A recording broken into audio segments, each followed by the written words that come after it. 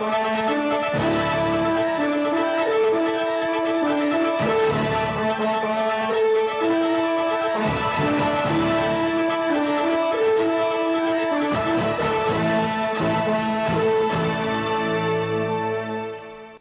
buenas noches amigos, bienvenidos a la emisión estelar del Noticiero Nacional de Televisión con las noticias más importantes de la jornada. Buenas noches, gracias por su compañía. De inmediato los titulares. Sostuvo Díaz-Canel conversación telefónica con el secretario general del Partido Comunista de Vietnam. Llama a vicepresidente cubano a lograr mayor sostenibilidad de alimentos durante intercambio con productores. Culminará estudios de soberana pediatría a finales de septiembre en la capital. Condena gobierno francés ataque terrorista contra la embajada cubana en París. El primer secretario del Comité Central del Partido Comunista de Cuba y presidente de la República, Miguel Díaz-Canel Bermúdez, sostuvo este martes una conversación telefónica con el secretario general del Partido Comunista de Vietnam, Nguyen Phu Trong, expresión de la atención personal y la alta prioridad que los dirigentes de ambas naciones le conceden a los especiales y entrañables lazos de amistad y cooperación que nos unen.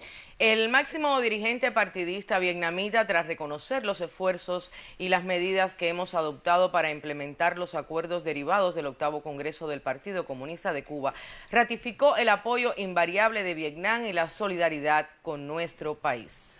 El compañero Díaz-Canel, por su parte, abordó la situación actual en Cuba, al tiempo que denunció el oportunismo del gobierno de los Estados Unidos y su campaña de desinformación dirigida a socavar el orden constitucional. El también primer secretario del partido destacó la relación especial y ejemplar entre los pueblos, partidos y gobiernos de Cuba y Vietnam, guiada por el legado imperecedero de Fidel, Raúl y Ho Chi Minh. Asimismo, agradeció la permanente solidaridad vietnamita con la revolución cubana. En el actual contexto de enfrentamiento a la COVID-19, ambos dirigentes coincidieron en afirmar que hay potencialidades para continuar ampliando el intercambio y fortaleciendo la colaboración bilateral en los sectores de la salud y la biotecnología, incluidas las vacunas cubanas, ejemplo innegable de la vocación humanista de ambas naciones y de que la respuesta al llamado de cooperación y solidaridad que demandan estos tiempos es posible.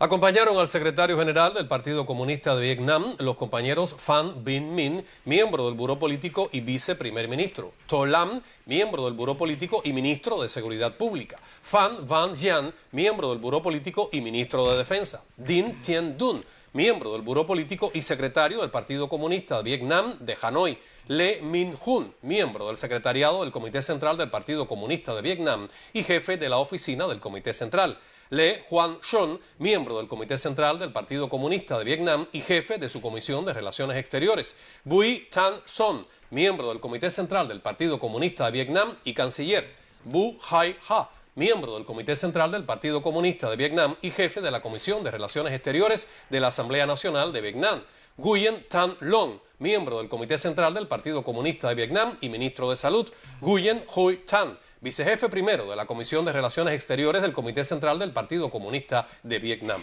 El primer secretario del Partido Comunista de Cuba estuvo acompañado por los compañeros Roberto Morales Ojeda, miembro del Buró Político y secretario de Organización y Política de Cuadros; el general de Cuerpo de Ejército Álvaro López Miera, miembro del Buró Político y ministro de las FARC; el general de División A Lázaro Alberto Álvarez Casas, miembro del Buró Político y ministro del Interior; Ricardo Cabrizas Ruiz, viceprimer ministro; el doctor José Ángel Portal Miranda, miembro del Comité Central y ministro de Salud Pública; Marcelino Medina González, ministro ad interim de Relaciones Exteriores; Ángel Arzuaga Reyes, coordinador del Departamento de Relaciones Internacionales del Comité Central del Partido; doctor Eduardo Martínez Díaz, presidente de BioCuba Pharma; y Alberto Blanco Silva, director de Asia y Oceanía del MINREX. El miembro del Buró Político y vicepresidente cubano Salvador Valdés Mesa llamó a lograr una mayor sostenibilidad de los alimentos durante un intercambio con productores de 3 municipios agrícolas de Vuelta Abajo. En medio de un contexto económico y sanitario complejo, Valdés Mesa puntualizó las prioridades que desde el campo pueden contribuir a resolver temas esenciales en el país. En la finca Las Guerrilleras, perteneciente a la UEB Arturo Pérez Mayor del municipio pinareño de Los Palacios, los campesinos demuestran que con empeño y ciencia aplicada la tierra produce. En 3 meses lograron cubrir las 66 hectáreas planificadas para el fomento del plátano y hoy más de 75.000 plantas crecen con buen estado vegetativo para contribuir al autoabastecimiento del territorio. Para la población, dentro de 6 meses tenemos plátano. ¿Podemos regresar en 6 meses? Pueden regresar en 6 meses, vamos a tener plátano para todo. Para el municipio y para la provincia si es necesario. Y para el país, ¿por qué no? La experiencia forma parte de un proyecto en desarrollo de la empresa agropecuaria Cubaquivir que apuesta por la sostenibilidad agrícola, un concepto imprescindible en la recuperación paulatina de la economía nacional. Así lo destacó el vicepresidente de la República de Cuba, Salvador Valdés Mesa, durante un intercambio con productores en el que exhortó a descentralizar competencias para ganar en mayor autonomía desde lo local. No tiene que ser el mismo precio el plátano en Pinar del Río que en Artemisa o Mayabeque. Tienen que diferenciarse y dependerá de la forma de gestión. Nosotros en toda esta transformación, y una transformación importante es que hay que redimensionar el sistema empresarial de la agricultura, quitar estructuras intermedias y nunca esas de logística podrán ganar más que los productores. Ni tampoco entonces los gastos serían tanto entonces que habría que elevarle los precios a la población. Acompañado por el miembro del secretariado del Comité Central del Partido, José Ramón Monteagudo Ruiz, el vicepresidente Valdés Mesa apreció el aprovechamiento de los recursos naturales en la finca integral Las Nubes, donde Luis Alberto Rivero Peña transformó una antigua área cubierta de marabú en un polígono demostrativo, valioso ejemplo para replicar a decir del dirigente cubano. En un recorrido por varios territorios de la provincia, el también miembro del Buró Político insistió en la importancia de planificar de manera óptima los recursos y aumentar al máximo las capacidades productivas, toda vez se avanza en las relaciones económicas financieras de los diversos actores económicos. Hay que ponerle tu conocimiento, la experiencia, certeza. Y con mucha razón. Sí. Todas las cosas que hagamos, hacerlas consciente de que no vamos a fallar. No podemos fallar. No hay margen al error. No tenemos tiempo para equivocar. En Vuelta Abajo, Valdés Mesa supo del quehacer de los usufructuarios del polo productivo Hermanos Barcón, quienes en 1.200 hectáreas tienen el reto de diversificar y aportar alimentos a la capital provincial en medio de las carencias de insumo y productos que enfrenta el país. Desde Pinar del Río, Fátima Rivera Amador, Sistema Informativo de la Televisión Cubana.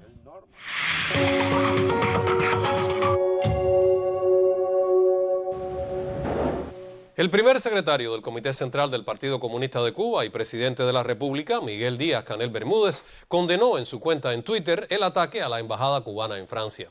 Díaz-Canel aseguró que los supuestos pacíficos manifestantes contra nuestra revolución han llegado hasta París con el aliento de las campañas anticubanas generadas en Washington. ¿Vuelve el terrorismo contra las embajadas cubanas?, se cuestionó el mandatario cubano. El gobierno de Francia condenó este martes el ataque contra la embajada de La Habana en París y anunció la apertura de una investigación para determinar las responsabilidades. Hasta el momento no se han producido detenciones. El comunicado del portavoz del Ministerio de Exteriores francés también asegura que el gobierno galo adoptó medidas para reforzar el dispositivo de seguridad en los alrededores de la embajada. Desde la sede diplomática se conoció que sobre las 11:45 de la noche, hora local, de este lunes 26 de julio, se produjo un ataque terrorista contra la Embajada de Cuba en Francia. Fueron lanzados hacia la sede 3 cócteles Molotov.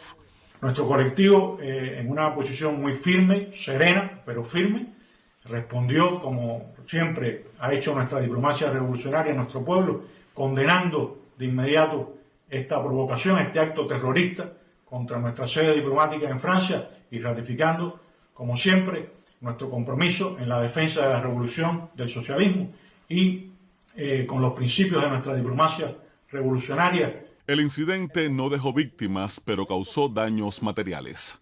Algunos de nuestros dispositivos fueron afectados, no hubo daños sobre nuestro personal, ningún compañero del colectivo fue herido, no tuvo ninguna dificultad. Fue a medianoche, la embajada estaba cerrada. En nuestra embajada, en el edificio, tenemos las oficinas, también viven familias, se encontraban allí mujeres, niños, 5 pequeños con sus madres, sus padres, y el colectivo reaccionó rápidamente. El canciller cubano Bruno Rodríguez Parrilla catalogó el atentado contra la sede diplomática como un acto terrorista y responsabilizó a Washington por el incidente, en tanto sostiene continuas campañas contra la nación caribeña que alientan ese tipo de conductas. Frente al odio, la solidaridad. Desde que se produjeron los sucesos de anoche, hemos estado recibiendo múltiples mensajes de apoyo, de solidaridad, de numerosos amigos en Francia, de líderes políticos, el secretario nacional del Partido Comunista Francés, el líder del movimiento Francia Insumisa, diputados, los directivos del Grupo de Amistad Francia-Cuba en la Asamblea Nacional Francesa, diferentes senadores, amigos del movimiento de solidaridad con Cuba en Francia, cubanos residentes, todos expresando numerosos mensajes de apoyo, de solidaridad frente a este ataque terrorista perpetrado contra nuestra embajada. En abril de 2020, la embajada cubana en Washington también sufrió un ataque terrorista. Todavía las autoridades estadounidenses no han denunciado el hecho. Junior Smith Rodríguez, Sistema Informativo de la Televisión Cubana.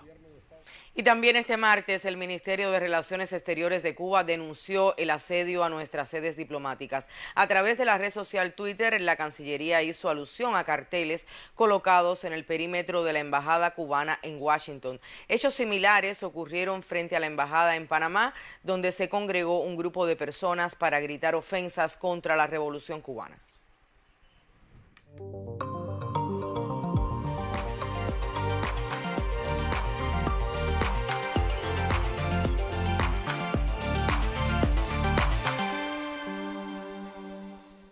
Durante la jornada de ayer, muchos usuarios de redes sociales especularon sobre manifestaciones contra el gobierno en varias localidades de nuestro país.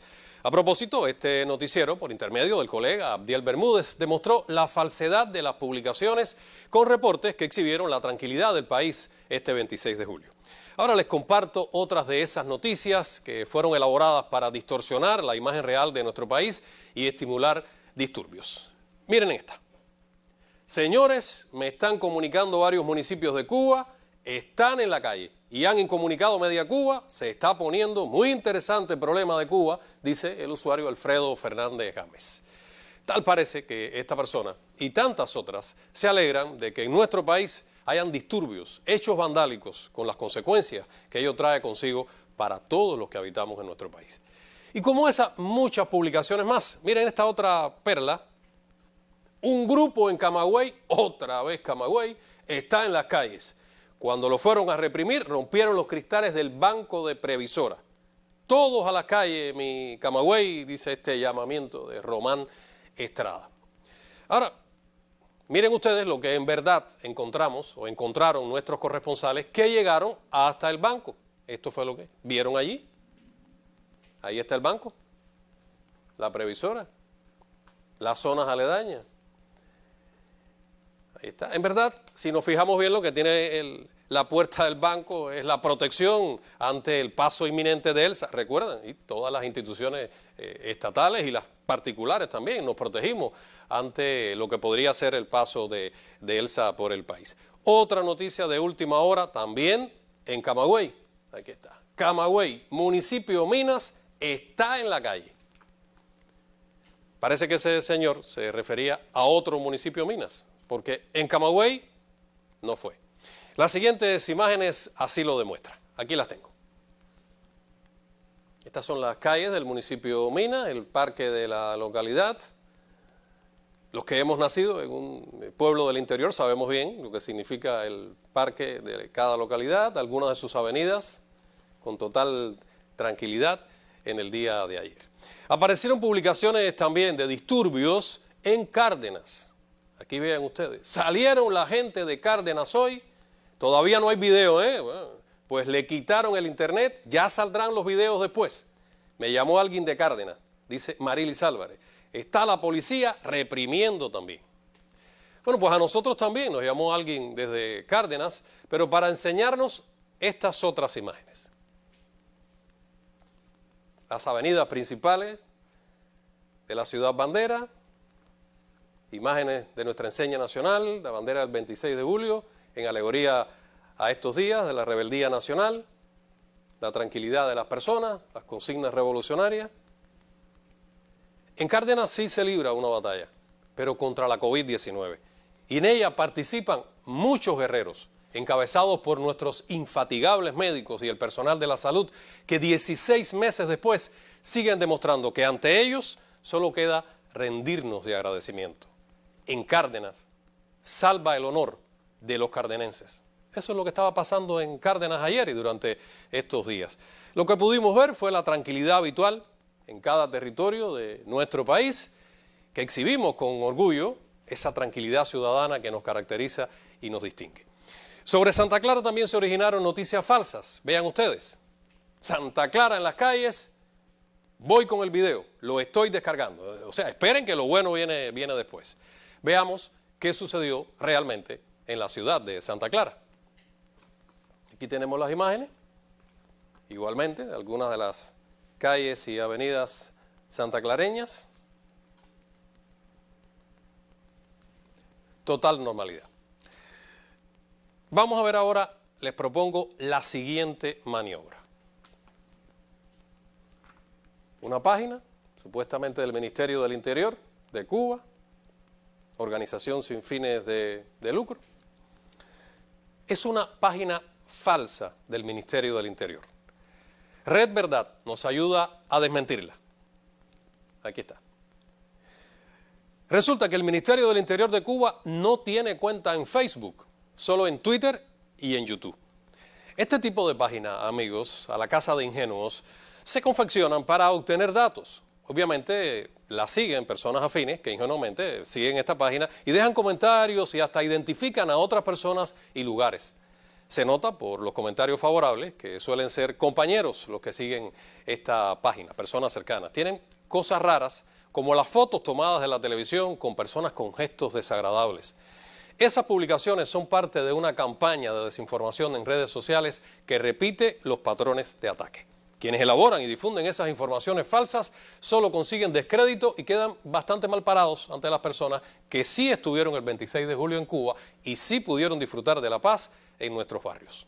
Usted manténgase con nosotros y manténgase informado para evitar ser víctima de la desinformación y las malas intenciones.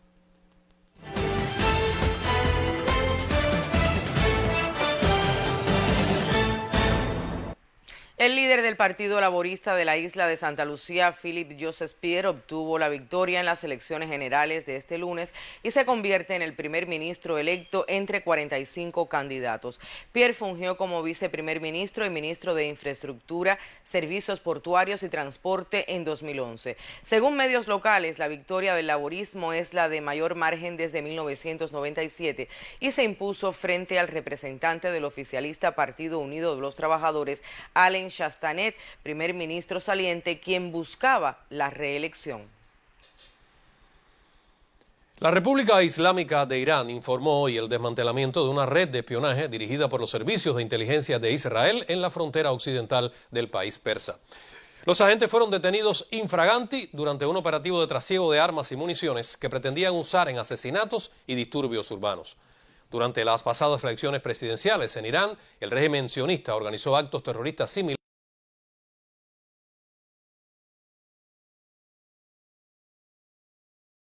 4 desaparecidas es el saldo de una explosión y posterior incendio en una planta química en la ciudad alemana de Leverkusen.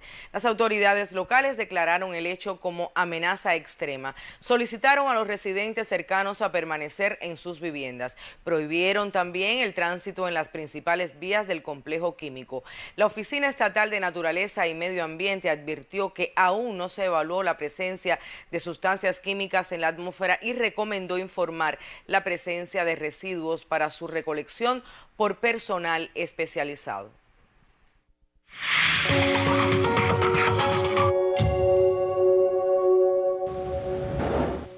El presidente de México, Andrés Manuel López Obrador, anunció este martes en su conferencia de prensa matutina que los buques Libertador y Papaloapán de la Secretaría de la Marina saldrán desde Veracruz con ayuda para el pueblo cubano en el enfrentamiento a la COVID-19. A pesar de que México tiene las mejores relaciones con sus vecinos del norte, el presidente Andrés Manuel López Obrador rechaza la política hostil e inhumana de Washington a La Habana. Las preguntas sobre el tema volvieron hoy a la conferencia diaria. Ellos están padeciendo de un bloqueo algo que yo considero inhumano, porque es una medida extrema, es como una acción medieval. AMLO declaró que el bloqueo es un gran atraso en política exterior. Las acciones de la Casa Blanca no se corresponden con la fraternidad y la unidad de los pueblos del mundo. El gobernante se refirió a la difícil situación epidemiológica que atraviesa Cuba y tomó la decisión de ayudar con medicinas, oxígeno y alimentos.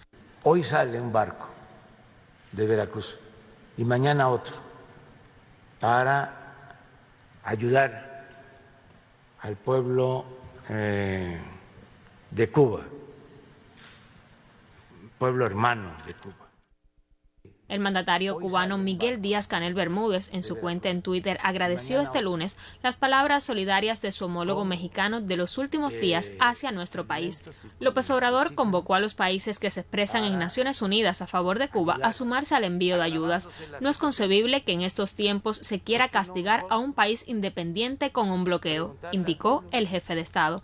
Le preguntaron si tenía temor a una represalia por el envío de los barcos y respondió categóricamente: México es un país libre, independiente y soberano. Roxana Arián, Sistema Informativo de la Televisión Cubana.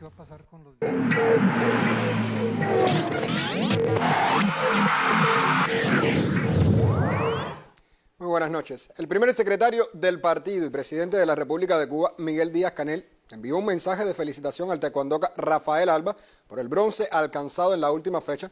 Primera medalla para Cuba en los Juegos Olímpicos de Tokio. Particular alegría despertó el texto en la Villa Olímpica, donde directivos, entrenadores y atletas festejaron el resultado. Al taekwondoca le fue entregado un diploma y el presidente del INDER, Osvaldo Bento, reconoció la recuperación que tuvo después de la derrota inicial. Alba firmó el mural de los medallistas cubanos, una iniciativa que se implementó igualmente por la jefatura de la delegación en la Villa. Y sobre lo acontecido y lo que nos espera en las próximas horas, comenta el periodista Pavel Otero. Sí, muchas gracias, Alejandro. Muy buenas noches. Un saludo para todos los cubanos que están con el noticiero estelar. Aquí en Tokio, todavía con una inmensa alegría por la primera medalla de nuestra delegación, ganada por el taekwondoca santiaguero Rafael Alba. Después de su derrota en la primera salida, se repuso psicológicamente, fue arrastrado hasta la discusión del bronce y ganó esta presea tan esperada por nuestra delegación. Vamos a ver algunas de sus declaraciones después del triunfo. En este momento estoy muy feliz después de la gran derrota que tuve esta mañana. No es la medalla de oro que quizás el pueblo Cuba esperaba de mí, pero es una muy merecida medalla de bronce que a mí me tiene muy contento. El atleta que me venció viene con unas grandes proyecciones y bueno, gracias a que él llegó a la final, yo logré avanzar a medalla de bronce. La única medalla que no contaba en mi medallero, una medalla olímpica. Y bueno, finalmente aquí, después de tanto tiempo de espera, la logro. Aquí se demuestra que el sacrificio que estamos haciendo los deportistas no es en vano, que nos sigan, que nos apoyen y que el medallero va a crecer pronto. De esta manera cumple su pronóstico Rafael Alba de subir al podio de premiaciones, aun cuando algunos esperan más. Y sobre todo quiero detenerme brevemente en este tema, Alejandro, porque he leído aquí varios comentarios a través de las redes sociales de aficionados cubanos que desde el principio están demandando medallas, que están criticando injustamente a nuestros atletas porque estuvimos varios días antes de llegar a esta medalla de bronce de Rafael Alba. Y yo pienso que hay que ser muy analítico, hay que ser coherente, hay que analizar, porque todos nuestros atletas no son candidatos a ganar medallas. Aquí hay atletas que llegaron con pronóstico de medallas, hay otros que llegaron con pronóstico de ser finalistas y hay otros que están aquí y el solo hecho de haber clasificado y estar en los Juegos Olímpicos ya es una medalla para ellos. Por eso yo pienso que no nos podemos desesperar, no nos podemos ser injustos con nuestros atletas porque no podemos aspirar a que todos sean medallistas, eso es imposible. Aquí están muy bien definidos los pronósticos, salvo alguna sorpresa que siempre se pueda dar. Bueno, para esta jornada que va a comenzar esta noche y se va a extender durante toda la madrugada, tendremos competencia. Al filo de las 10 de la noche comenzará el judo y hoy estará Iván Silva, una de las principales esperanzas de este deporte para Cuba en el sector masculino. Al filo de las 3 de la madrugada Cuba estará jugando frente a Rusia en la segunda presentación del voleibol de playa. Y sobre las 6 de la mañana aproximadamente comienza el cartel de boxeo, donde debutarán dos pugilistas de nuestro país, Lázaro Álvarez y Arlen López, para continuar la trayectoria de nuestro buque insignia que ya debutó con los triunfos de Julio César Lacruz y Roniel Iglesias. Así nos despedimos, Alejandro. Muchas gracias por este contacto. Te devuelvo la señal a los estudios centrales. Gracias, Pavel. Y la jornada que comienza estará bien activa con 23 finales a disputarse. El remo inicia con 6 decisiones de podio y luego será el turno de la natación, que tendrá 5. También podremos ver el debut del béisbol, el duelo entre dos grandes en el fútbol como España y Argentina, el atractivo baloncesto 3x3 y juega el tenista serbio Novak Djokovic. La invitación es a que siga esta cita, a la cual aún le restan un sinnúmero de emociones. Muy buenas noches. Buenas noches también para ti, Alejandro. Bueno, desde las plataformas comunicacionales enemigas, Añé, se intenta sembrar la matriz de opinión contra los procesos investigativos y los juicios asociados a los hechos ocurridos el 11 y el 12 de julio en el país. Así es, sobre las características de estos procesos y algunas de sus interioridades, nos comenta esta noche el colega Humberto López. Buenas noches, Humberto, bienvenido. Sí, saludos, buenas noches. El pasado 22 de julio, el presidente de los Estados Unidos envió este mensaje, que vamos a ver a través de su cuenta en Twitter. Aquí está. Dijo: condeno las detenciones masivas y los juicios simulados, que son los esfuerzos del régimen cubano por amenazar al pueblo, etcétera, etcétera. En esencia, condena detenciones masivas y juicios simulados. Quizás haya leído algunas de las múltiples listas, sí, esas listas que hablan de desaparecidos y de las que se hacen eco o fabrican incluso esas plataformas anticubanas que existen porque el gobierno que él preside las financia. Pero vamos a lo concreto nosotros. Imaginemos por un momento que sí, que es verdad, que existen personas detenidas de forma ilegal o desaparecidos, o que existen personas detenidas en lugares desconocidos y que por eso entonces sus familias no saben de ellos y claro, por supuesto, están muy preocupadas. Pues miren, para esos casos hipotéticos existe una solución, existe un cauce, una vía desde hace muchos años en nuestra ley de procedimiento penal y se llama habeas corpus. ¿Qué significa habeas corpus? Es una frase en latín, en español, presentar el cuerpo. Cuando realizamos el ejercicio, cuando el pueblo realizó el ejercicio de construcción colectiva de nuestra Constitución, ¿qué hicimos? Incluimos la posibilidad de presentar el habeas corpus en ella. Vamos a ver cómo quedó formulado el habeas corpus en nuestra Constitución, que insisto, ya venía de antes, lo que pasa es que estaba en la ley de procedimiento penal y ahora se eleva a rango constitucional. Artículo 96, quien estuviere privado de libertad ilegalmente tiene derecho por sí o a través de tercero, o sea que no es solo la persona que está privada, esto lo puede hacer cualquier otra persona, a establecer ante tribunal competente procedimiento de habeas corpus conforme a las exigencias establecidas en la ley. Seamos serios, como dice esta frase popular de ahora, de estos tiempos, si existieran desaparecidos o detenidos ilegalmente, no perdamos tiempo con listas que solo algunos pocos se creen. Si usted tuviera un familiar desaparecido, haga uso de su derecho constitucional, presente cuanto antes un procedimiento de habeas corpus. ¿Cómo tiene que hacerlo? Vamos a la ley de procedimiento penal que lo explica perfectamente. Aquí la podemos ver. Desde el artículo 467 usted encuentra todos los detalles de cómo establecer el procedimiento de habeas corpus, que es muy sencillo. Aquí en el 469 están los detalles, lo que usted tiene que escribir en ese documento, se presenta en los tribunales provinciales, los tiempos que tiene el tribunal para responder y en esencia, repito, es muy sencillo este procedimiento de habeas corpus. Agrego solo algo más sobre los supuestos desaparecidos o detenidos ilegalmente, de esos cientos que presuntamente tenemos. Miren, de habeas corpus se han presentado, a pesar de estas listas tan grandes, apenas unos pocos. Y en todos, repito, en todos los casos, en menos de 48 horas, las fuentes del tribunal nos confirman se ha producido una respuesta. ¿Cuáles han sido esas respuestas? Bueno, que se han cumplido las formalidades para la detención de las personas. En algunos casos, nos cuentan desde el tribunal, se presentaron habeas corpus para personas que nunca estuvieron detenidas, otras que estuvieron detenidas, pero que ya estaban en libertad, que de hecho es la mayoría, y otras, repito, que estaban legalmente detenidas, o sea, personas que sí estaban detenidas, pero con todos los requerimientos establecidos. En resumen sobre este tema, no hablemos más de listas. Apliquemos nuestra Constitución, nuestras leyes, hagamos uso de nuestro derecho. Si usted cree que existe alguien detenido ilegalmente o desaparecido, habeas corpus ante el tribunal. Segundo aspecto del que se acusa a Cuba en este tema, juicios simulados. Lo que es lo mismo, juicios ilegales, juicios carentes de los requerimientos que establecen nuestras propias leyes y sin el cumplimiento, claro, de los derechos de los acusados. Vamos a ver algunos ejemplos de lo que se dice en las plataformas, algunas plataformas enemigas, sobre los juicios. Estados Unidos acusa a Cuba de realizar juicios secretos, 12 cubanos condenados a prisión sin defensa en juicio sumario, juicios sumarios y antiderechos en Cuba, sin pruebas, sin testigos, sin abogados. Estos son solo algunos ejemplos de lo que se dice. El sábado 24 de julio, el presidente del Tribunal Supremo, la fiscal general de la República y la presidenta de la Organización Nacional de Bufetes Colectivos comparecieron en una conferencia de prensa. Vamos a ver qué dijo, una parte de su intervención, el presidente del Tribunal Supremo sobre esas opiniones, sobre eso que están diciendo algunos medios, algunas plataformas en internet de los juicios y que están apareciendo en las redes. Escuchemos qué dijo él.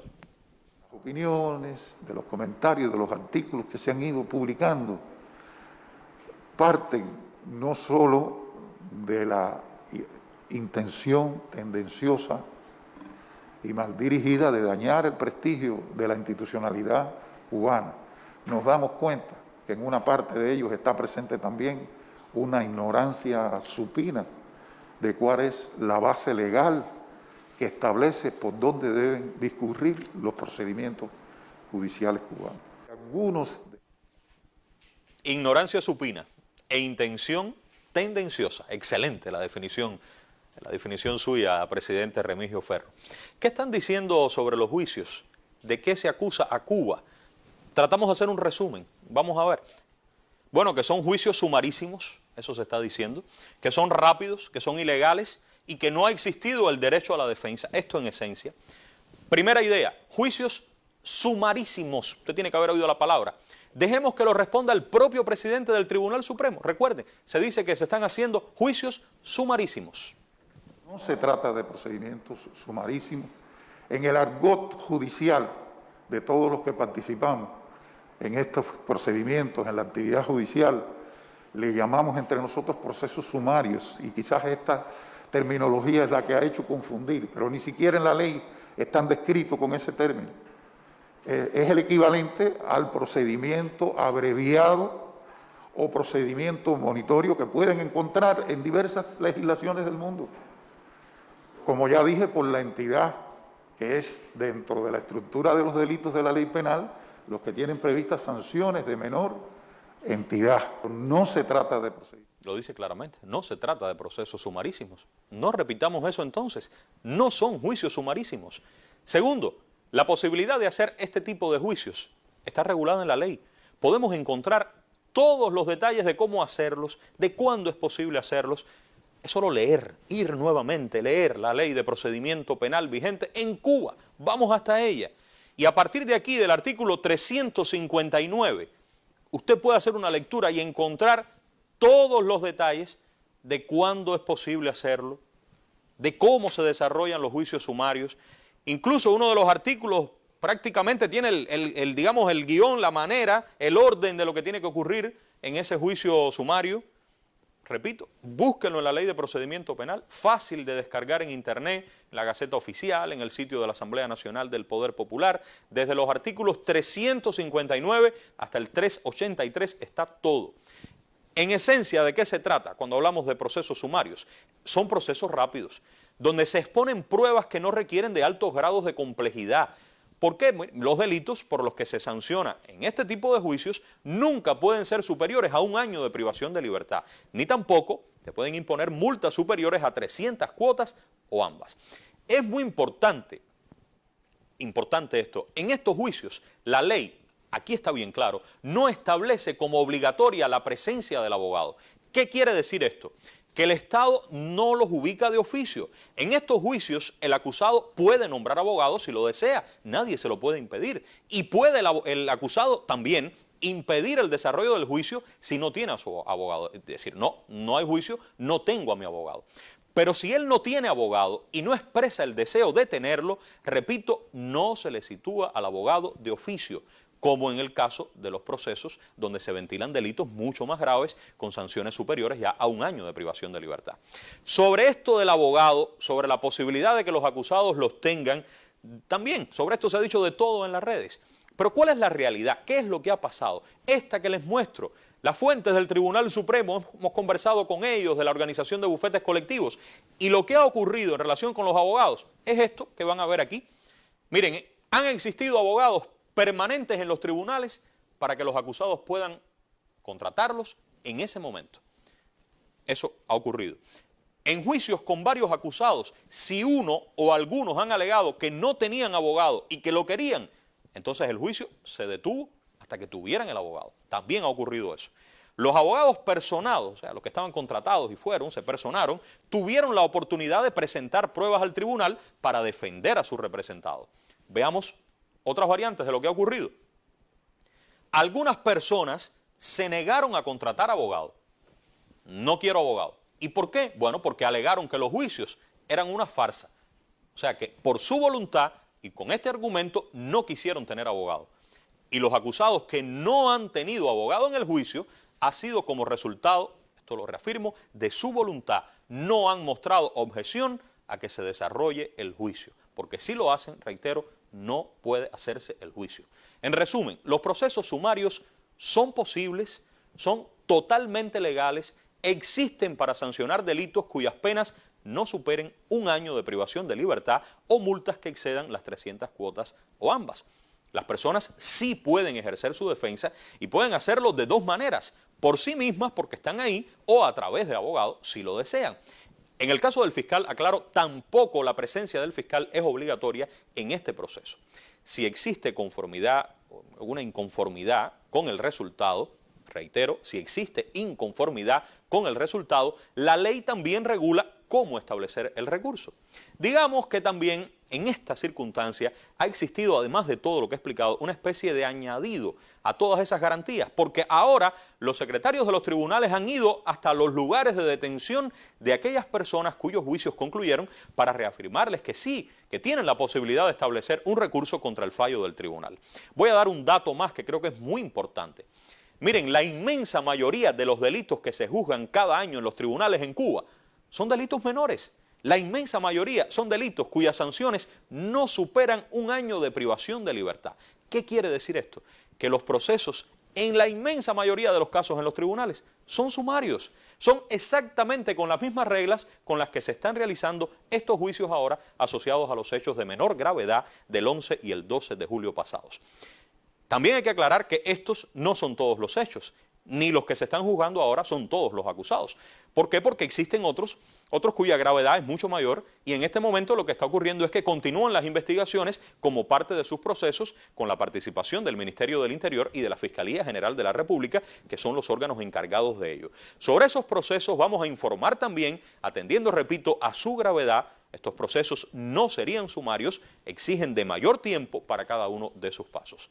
Como resultado de los juicios desarrollados hasta este momento, y como muestra de la aplicación de las normas ajustadas a las características de cada autor y a su grado de participación, los tribunales hasta este momento han determinado lo siguiente. Las fuentes del tribunal nos afirman esto. Las sanciones impuestas hasta este momento por los tribunales han sido privación de libertad desde 8 meses hasta 1 año.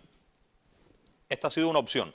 Otra variante, privación de libertad que se ha subsidiado por trabajo correccional sin internamiento y limitación de libertad. ¿Qué es la limitación de libertad? Bueno, es la obligación de mostrar buena conducta en la sociedad durante la sanción. Y como resultado de estos juicios, una persona ya ha sido absuelta, una persona absuelta. Pero también otras soluciones no han llegado al tribunal. Veamos cuáles han sido esas. Se han impuesto multas administrativas, no han llegado a los tribunales.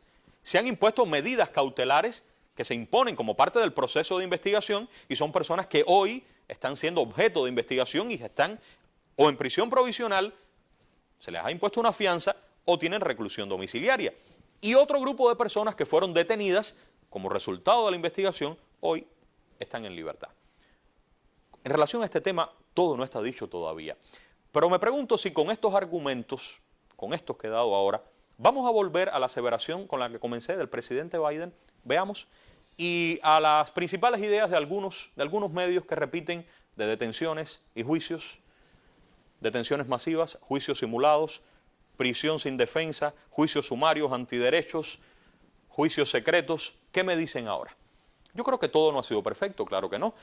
Y se ha dicho también que de existir errores deben rectificarse. Y para eso están los mecanismos legalmente establecidos. Pero de ahí a creernos o hacernos creer que aquí reina la ilegalidad, que aquí reina la injusticia, no. De eso andamos realmente muy lejos. Seguiremos informándoles. Gracias a todos por la atención. Buenas noches.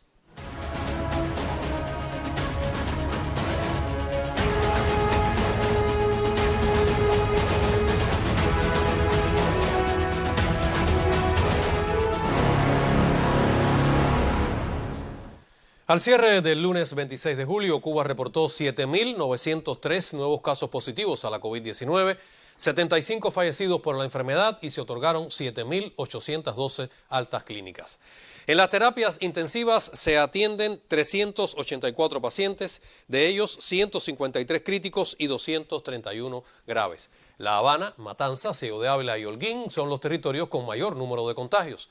El director nacional de epidemiología, doctor Francisco Durán García, reafirmó la necesidad del cumplimiento estricto de los protocolos sanitarios en medio del complejo panorama epidemiológico que enfrenta la nación. El ensayo clínico Soberana Pediatría, ya en su fase 2, avanza sin contratiempos en la capital cubana. En el estudio participan 300 menores de 3 a 18 años. Hospital Pediátrico Juan Manuel Márquez, una de las instituciones de salud que participa en la fase 2 del ensayo clínico Soberana Pediatría, junto a los policlínicos 5 de septiembre en Jaimanitas y Carlos J. Finlay en Marianao. En estos días se aplica la segunda dosis en un esquema de vacunación que concluirá a fines de agosto. Son 2 dosis de Soberana 02 con 28 días de intermedio y una dosis de Soberana Plus, que es la tercera dosis, también separado por 28 días. Los resultados del estudio deben estar a finales de septiembre, cuando hayamos concluido las 3 dosis del esquema vacunal. Desde el inicio ha transcurrido todo, sin problemas, no ha habido eventos graves, solamente eventos leves, que no ha sido en todos los niños. Un poco lo que más refieren es dolor en el sitio de la inyección, que por lo general ha desaparecido en las primeras 48 horas, incluso en 24 horas. Es una buena opción para que el niño se inmunice. Además estamos contribuyendo con que después más niños puedan formar parte de la vacuna y puedan estar inmunizados para que esté bien sano. Además, la importancia que esto repercute para el resto del país y de otros países en un futuro, para los niños, que es una oportunidad que se le da de poder luchar de una forma sanitaria y cierta la COVID.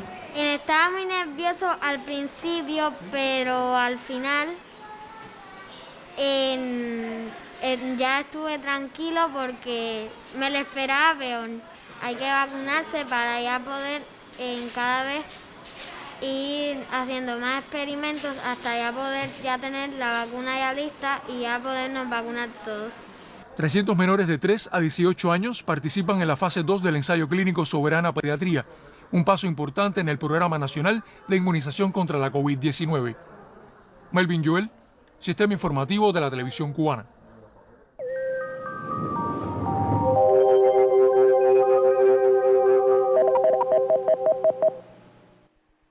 Buenas noches. Una onda tropical altiva continúa moviéndose hacia el oeste por el Mar Caribe Occidental, incrementando su paso las áreas nubladas con chubascos y lluvias en varias localidades del territorio nacional, principalmente en el occidente y en la porción suroriental, y en combinación también con una baja superior en las inmediaciones de la región central del país. Estos sistemas en las próximas horas continuarán su desplazamiento hacia el oeste, incrementando las áreas de nublados con chubascos y lluvias mañana en la región occidental, irán disminuyendo gradualmente en las regiones central y oriental. El mayor acumulado de precipitaciones en las últimas 24 horas se registró en la ciudad de Matanzas con 109 milímetros de precipitaciones. El pronóstico del tiempo para mañana estará amaneciendo con sol y algunas nubes en gran parte del territorio nacional. En la tarde se nublará en la región occidental con la ocurrencia de chubascos, lluvias y tormentas eléctricas que llegarán a ser numerosos en Pinal del Río y en la provincia de Artemisa. Las lluvias serán aisladas en las regiones central y oriental. Las temperaturas con poco cambios para las próximas 24 horas.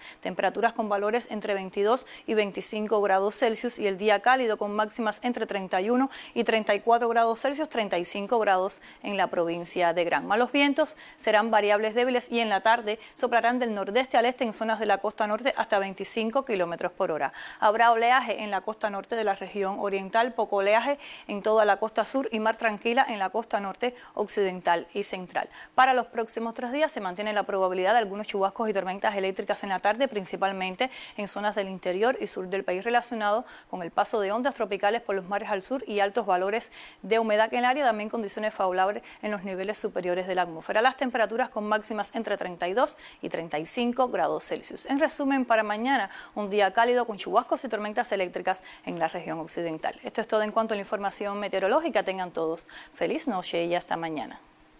Buenas noches también para ti, Ginelis. Falleció el general de brigada de la Reserva Armando José Choy Rodríguez, combatiente en el frente del Escambray bajo las órdenes del entonces comandante Víctor Bordón. En octubre de 1958 se incorpora a la columna número 8 bajo el mando del comandante Ernesto Che Guevara, donde se mantuvo hasta el triunfo de la revolución. Fue combatiente de Playa Girón.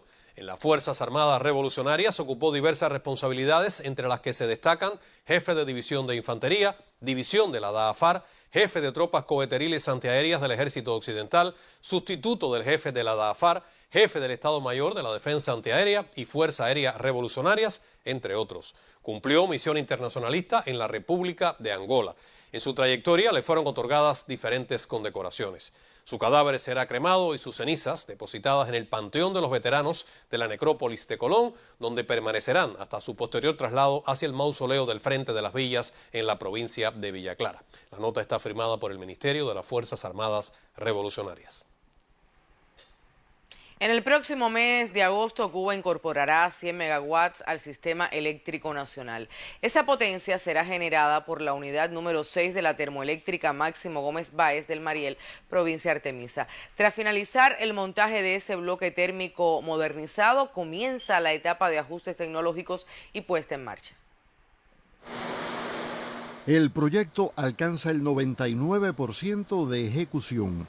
Especialistas señalan que en las últimas horas fueron concluidos los trabajos para el ajuste del régimen químico del bloque, proceso que asegura la calidad del vapor necesario en la generación.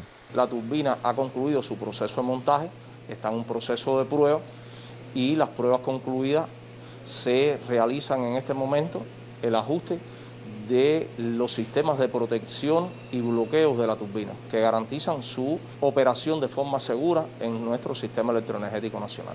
Brigadas de la Unión Eléctrica y del Ministerio de la Construcción han tenido a su cargo la obra. Su cronograma ha sido de 30 meses bajo severos obstáculos que impone el bloqueo imperial y en medio de la pandemia. La unidad número 6 debe garantizar 100 megawatts con 260 gramos equivalentes de crudo nacional.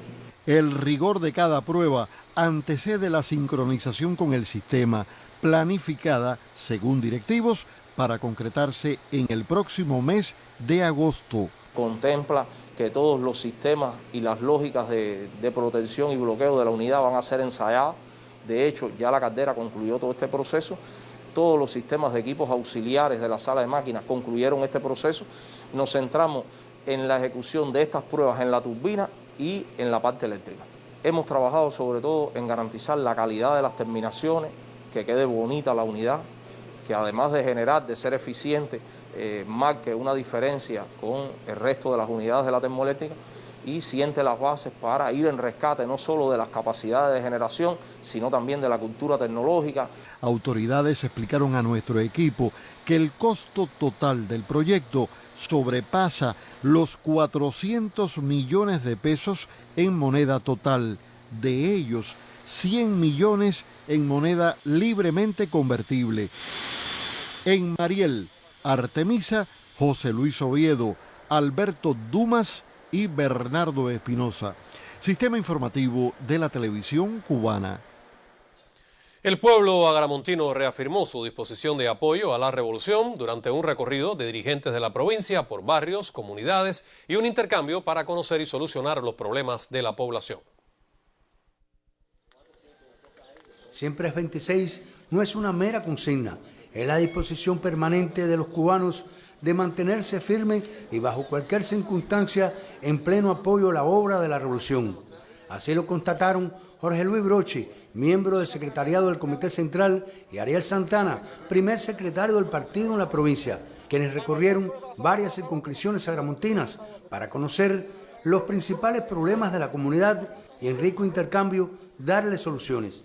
Me siento contenta por tener esta casita que me hizo mi revolución. Y le he dicho a mis vecinos que vengan para acá en tiempo de ciclón. Todo el que quepa puede venir para aquí. Y hoy es un momento que tenemos que seguir a nuestros dirigentes, los revolucionarios, desde el CDR hasta la presidencia del país.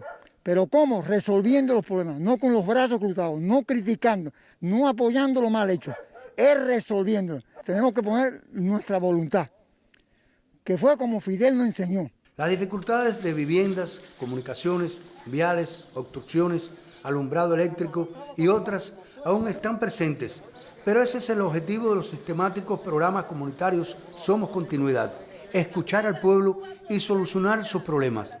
Escenario válido para incorporar nuevos miembros a las filas del partido, la FMC, y saludar dignamente el 26 de julio. En Camagüey, Luis Naranjo, Sistema Informativo de la Televisión Cubana.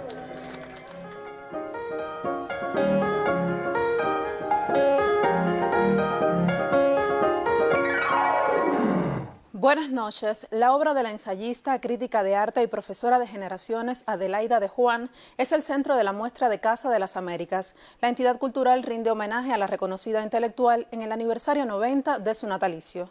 Sus libros más importantes, incluida su biografía titulada Soy de aquí, sus artículos y testimonios son la esencia de esta especie de galería online. A través de la virtualidad nos acercamos a la autora de textos como Caricatura de la República y Pintura cubana, temas y variaciones. A propósito, el primer secretario del partido y presidente de la República, Miguel Díaz-Canel, recordó también el nacimiento de Adelaida y la calificó como una profesora extraordinaria, al tiempo que invitó a celebrar su vida junto a Casa de las Américas. Más noticias. Creadores del Fondo Cubano de Bienes Culturales realizaron una donación a un hospital en Mayabeque que atiende a pacientes positivos de COVID-19. Artistas del Fondo Cubano de Bienes Culturales realizaron un donativo de 35 camas y otros insumos al Hospital Leopoldito Martínez de San José de las Lajas, cabecera provincial de Mayabeque, destinados al combate de la COVID-19 en el centro asistencial.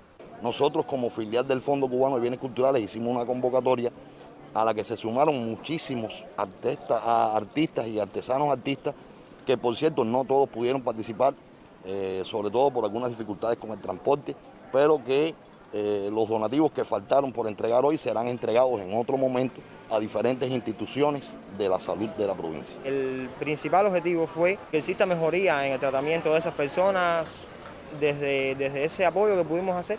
En un momento de crisis sanitaria, el donativo encierra un valor indiscutible para el sistema de salud pública en la provincia. El compromiso con los compañeros del Fondo Cubano de Bienes Culturales, el compromiso con la patria, el compromiso con nuestro pueblo, de los trabajadores de la salud, es seguir elevando la calidad de los servicios. Yo creo que en estos momentos difíciles, solo el amor es quien logra transformar, como decía el poeta, en milagro el barrio. Una muestra de solidaridad espontánea de artistas del Fondo Cubano de Bienes Culturales en Mayabeque. Yaremi Madero, Sistema Informativo de la Televisión Cubana.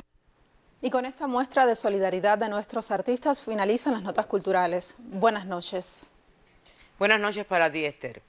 El 11 de julio de 2021, el teniente coronel Omar Herrera y el primer teniente Joubel Lafita fueron agredidos en los disturbios del municipio capitalino 10 de octubre.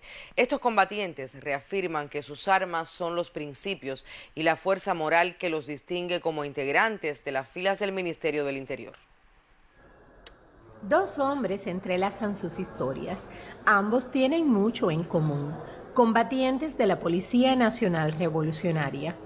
Tal vez fueron sus premisas sagradas de respeto e integridad los que los unió, sin lugar a dudas, el apego a Cuba también. Éramos agredidos con piedra, cabezas partidas, porque al teniente coronel Olar le partieron la cabeza, le dieron en una pierna, yo con casi un riñón desprendido, otros le dieron un botellazo en el tobillo que por poco lo matan ahí delante de mí, que tuve que intervenir también, que ahí fue donde recibí yo la gran cantidad de piedras que recibí, fue auxiliando a este compañero. En medio de la situación, una piedra golpea en la cabeza. Inicialmente no me percaté. Y bueno, hay un compañero que es el que me alerta de que estaba sangrando. Ya había recibido otros impactos de piedra en el pecho, en la pierna. Y bueno, ya me auxilia a otro compañero, me sacan del lugar. En sus testimonios, ambos confirman la orden de no utilizar armas. Esa fue una indicación muy precisa de que no se empleara el arma de reglamento. De hecho, fuimos totalmente desarmados, sin ningún otro aditamento que la fuerza moral que nos distingue como miembros del Ministerio del Interior. Fue con el pecho, con el corazón, con los principios que siempre nos han inculcado. Omar y Youbel son hijos de cubanos agradecidos. Sus padres no titubearon en brindarle aliento y reafirmarle en qué lado está el deber. Y yo estoy con esta revolución y le dije a él que enfrentara lo que había que enfrentar. Toda su familia, estamos con esta revolución. Yo soy llorona y le dije, no voy a llorar. Él no está solo, están sus compañeros y está también la gente que no está de acuerdo con ese vandalismo. Son más los que piensan positivamente de esta revolución, que ayudan también, porque ahí hubo mucha gente que ayudó del pueblo. Ambos oficiales cuentan con una hermosa familia, hogares en los que se sufrieron horas de angustia. Sus pequeños hijos palparon el dolor. En ese momento ya yo estaba como nerviosa y eso, pero no... A ver, para mí fue una noche extraña. Sin saber nada, fue una noche extraña, yo se lo dijo a mi mamá. Me siento orgulloso de que cuide a la persona, a los niños, y estoy preocupado que le pase algo. Sé que mi papá es un héroe y es un muy buen policía y que él siempre va a luchar porque nadie haga eso y porque este país sea un buen país. Estos revolucionarios vestidos de azul les une la misma cotidianidad de todos los cubanos. Compramos en la misma bodega, que usamos la misma corriente, que tomamos la misma agua, que enseñamos a los mismos niños, que somos padres de familia. Nosotros somos policías revolucionarios, somos policías que nos enseñó Fidel, que nos enseñó la revolución. Y nuestros principios son cuidar el pueblo, salvaguardar la tranquilidad ciudadana, que nosotros no somos el enemigo está a 90 millas de acá. Omar y Youbel, como parte del pueblo uniformado, conforman el escudo del país. Y no es coincidencia que el teniente coronel Omar se encuentre con la segunda suboficial Yanisel Camacho en la tranquilidad de La Habana, la joven que también fue víctima de los sucesos del pasado 11 de julio. Este reencuentro es demostración de que se mantienen activos en la defensa y garantía del orden interior, prueba de valor y amor infinito a la patria. Ebelixe Tamilé, Sistema Informativo de la Televisión Cubana. Con este hermoso testimonio finaliza la emisión estelar. Por su atención, muchas gracias y buenas noches. Cuídense mucho, nos vemos mañana. Buenas noches.